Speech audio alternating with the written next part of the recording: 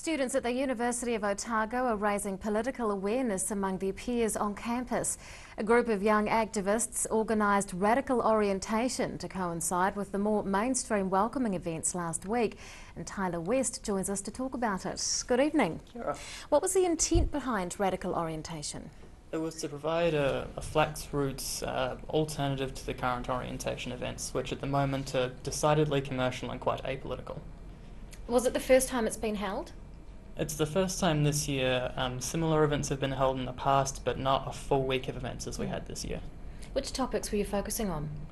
We had a whole vast group of people involved, everything from the real radical socialists and anarchists on campus all the way through to feminists, environmentalists, animal rights activists, all sorts of people just based on the campus. Tell us about some of the events that were held.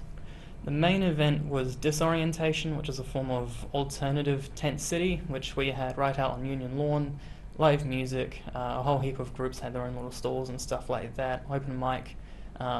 Besides that, we have movie screenings, workshops, some open forum sort of stuff, about 7 events throughout the week. How did students respond? We had 1 or 2 negative responses that focused quite unilaterally on this idea that the university isn't really the place for that sort of, flax roots, grassroots, radical, quite disruptive politics. But that was probably less than half a dozen people as far as I'm aware. Beyond that, we've had dozens of people who were involved, on the day, came along and had a look, have gotten in touch with us afterwards, who were quite excited that there was something else available. Explain the term flax roots for us. It's a very Aotearoa New Zealand specific version of grassroots. It really means here.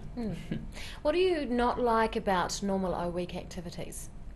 I don't think it's quite so much that we specifically don't like O-Week activities. It's more that, since the VSM bill 5 years ago, it's very difficult for more politically oriented events and more alternative events to really be held on campus.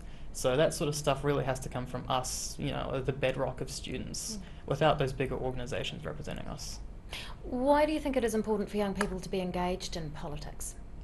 I think all people are engaged in politics, whether they realise it or not. It's more about being conscious of the politics around you and actually being able to debate the sorts of stuff that happens around you and being able to participate in politics. It's that sort of basic democratic idea that we're all involved. What are some of the local groups on campus that have political associations? There's the youth wings of a few parties. They're not hugely active as far as I'm aware, or as far as has been the case since I've been at the campus for about 3 years now. You have the International Socialists who have been there for years, and from time to time you'll have dotted to the occasional movement, and there are feminist and environmentalist organisations that come and go. How do you hope radical orientation will influence students going forward?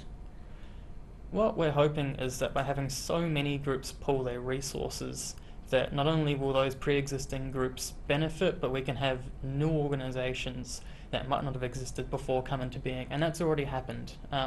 From radical orientation, a new feminist society has been formed. It's in a very nascent state at the moment, building up members.